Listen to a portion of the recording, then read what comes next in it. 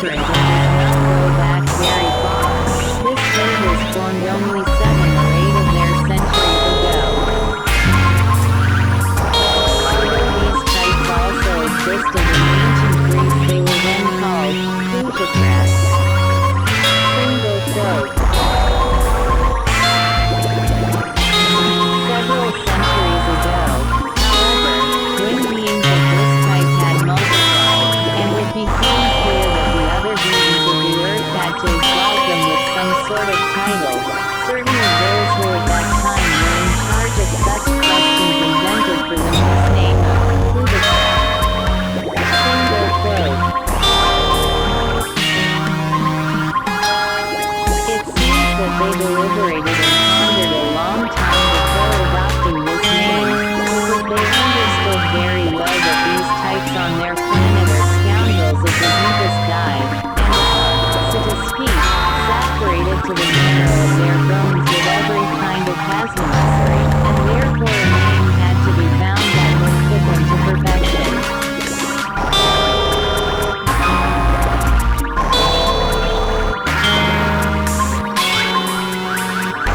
At first these beings in charge wished to exalt them with some title corresponding to their inner significance, but on reflection, they were afraid to do this, because these terrestrial types, thanks to their ill-gotten gains, had acquired force and power, perhaps greater than that of their kin, so they were afraid that if they exalted them by a title that would indicate their real significance, they would be deeply offended and begin to do still more harm to those around them. So in the end, they decided to be cunning and invented a way thanks to which they could call them by their real name, yet at the same time appear to do them honor. They achieved this in the following way. As the title for these terrestrial types had, of course, to be composed of 2 ancient Greek words, and, as all such names end with the Greek word, "krat," they left this ancient Greek syllable as the second half, in order that the new word might not be too obvious. The first half of this word, however, was not taken from the ancient Greek, as is usually done, but from the Russian language they took the word "plut," which in Russian means road, and thus obtained plutocrat. These wise terrestrial beings indeed attained their aim to perfection, because at the present time everyone is quite satisfied with this title, these parasites themselves as well as all the other beings of the earth. Indeed, these terrestrial monsters are so satisfied with their title that they swagger about in top hats, even on weekdays.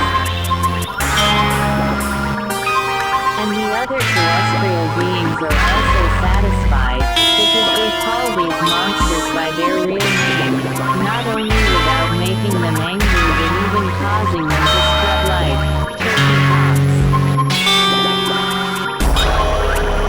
As regards the third of the names I enumerated, that is, plutocrat, this title designates those members of the intelligentsia in whose common presence there occurs almost the same perturbation in the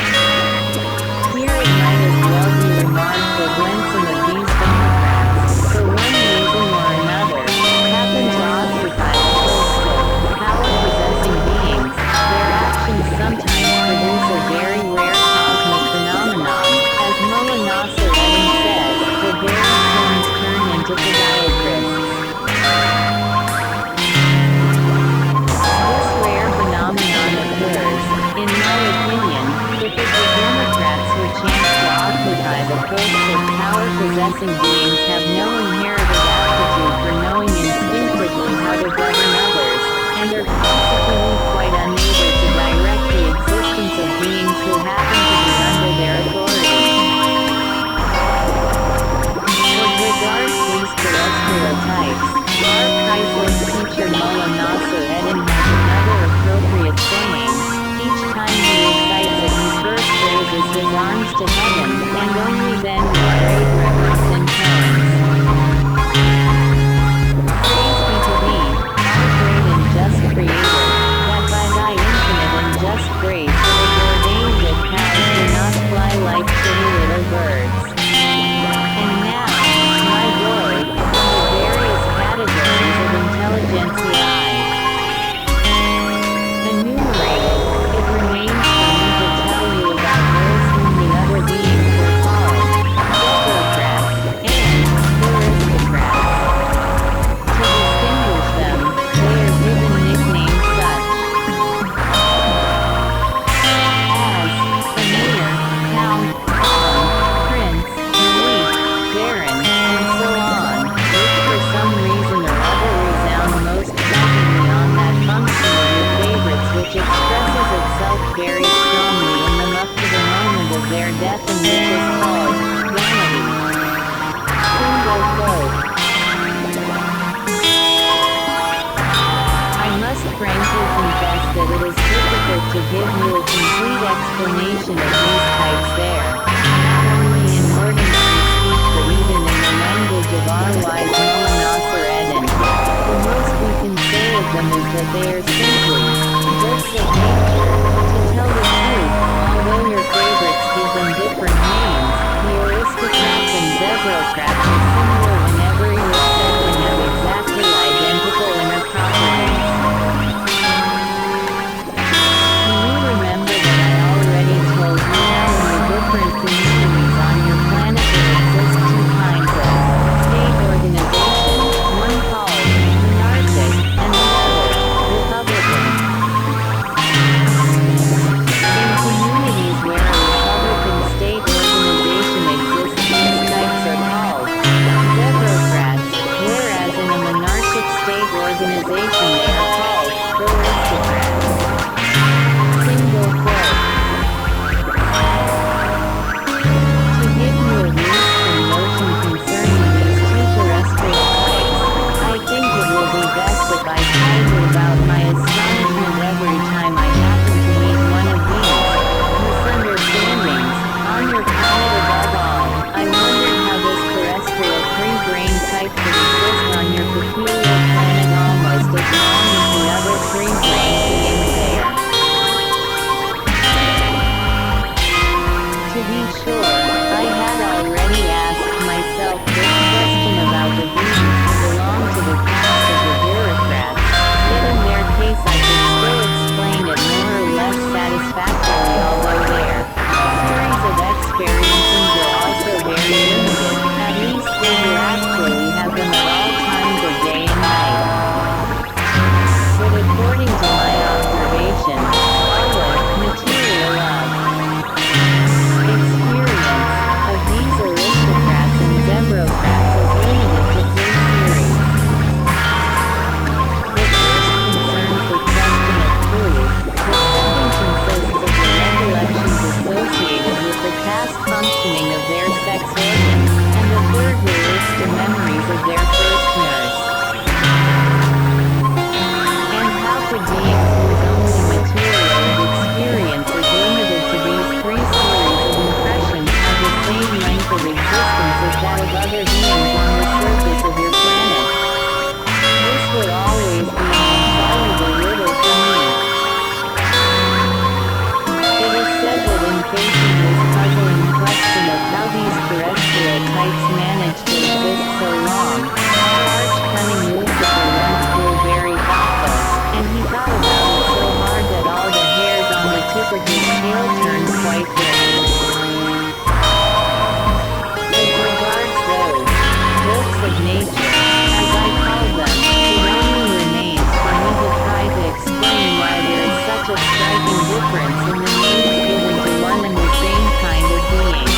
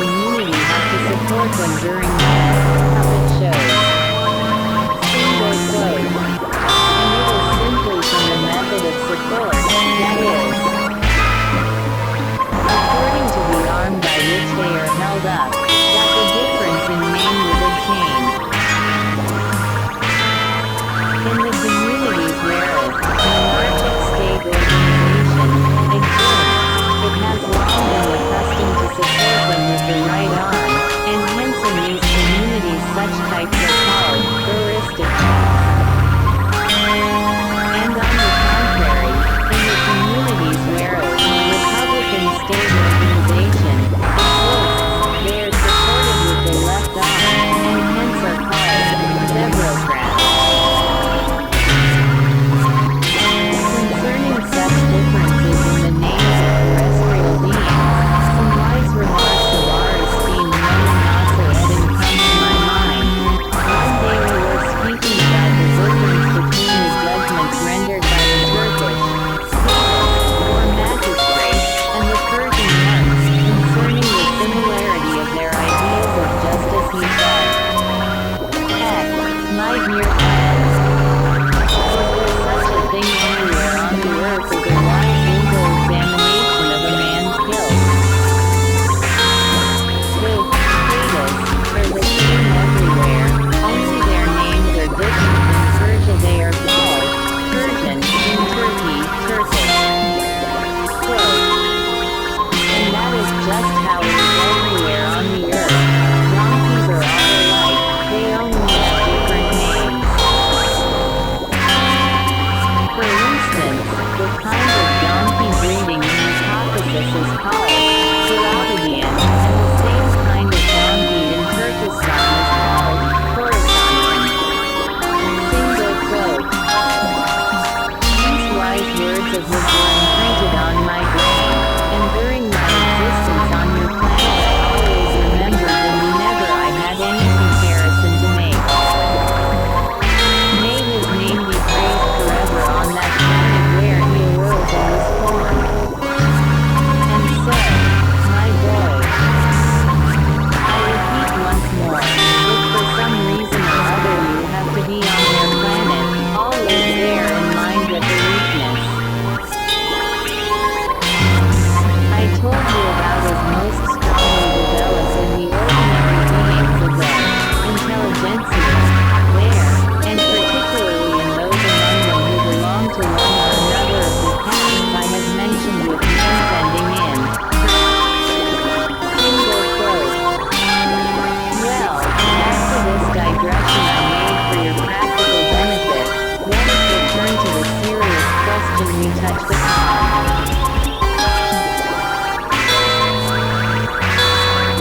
I shall begin with the account I promised you of the rise and fall of that society of terrestrial beings which had as its motto, "The earth belongs to our common creator and is equally free for all his creatures." The information about this will give you the possibility of understanding the first and principal reason why this terrible periodic process of reciprocal destruction must almost inevitably occur on your planet among these unfortunate free-born flames of our great megalocosmos. And you will likewise learn how the local nature, as it might be called, when something unforeseen prevents it from functioning correctly for the purposes of the common cosmic proto-autocrat, adapts itself in such a way that the results can blend in conformity with the harmony of this great cosmic law.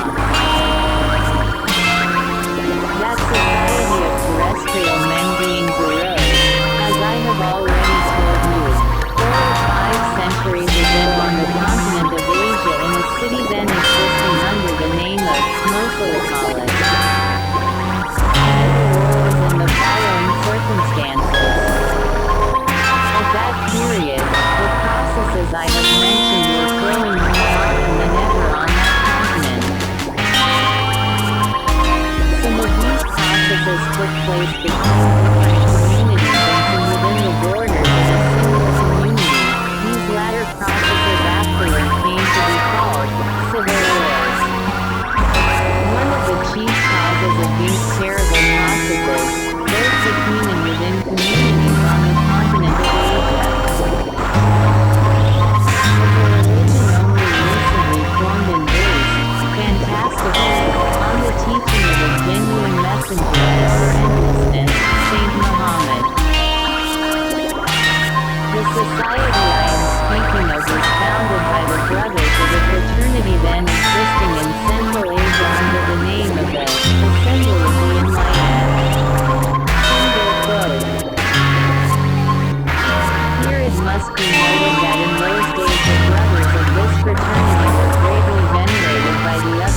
beings of almost the whole of the planet, and hence this brotherhood is sometimes also called the assembly of all the living saints on the earth. Single quote. This brotherhood of free-brained terrestrial beings had been founded long before by beings who had noticed in themselves the consequences of the properties of the organs undercover and had come together to work collectively for their deliverance from these consequences. And so, when these terrible processes of reciprocal destruction became altogether too frequent on their continent of Asia, certain members of this fraternity, with the most venerable brother Omentador at their head, decided for the first time to see whether it might be possible, if not to abolish this terrible phenomenon from their planet completely, at least to diminish such a crying evil. Devoting themselves to carrying out this decision, they then visited various countries of the continent of Asia, and wherever they went they preached very movingly against the colossal crime and sin of these active men, and thus found many people earnestly in agreement with them. The result of their impartial and truly humanitarian labors was the formation in the city of Mosolopolis of that large and serious society of men beings called, "The earth belongs to our common Creator and is equally free for all His creatures." Single quote. From the very beginning, the members of this society accomplished many things for this aim that no other beings of the earth were able to accomplish, either before or since. And they were able to do this only because, from the start, almost the whole of their program was very well conceived from the point of view of its feasibility and the conditions of living there.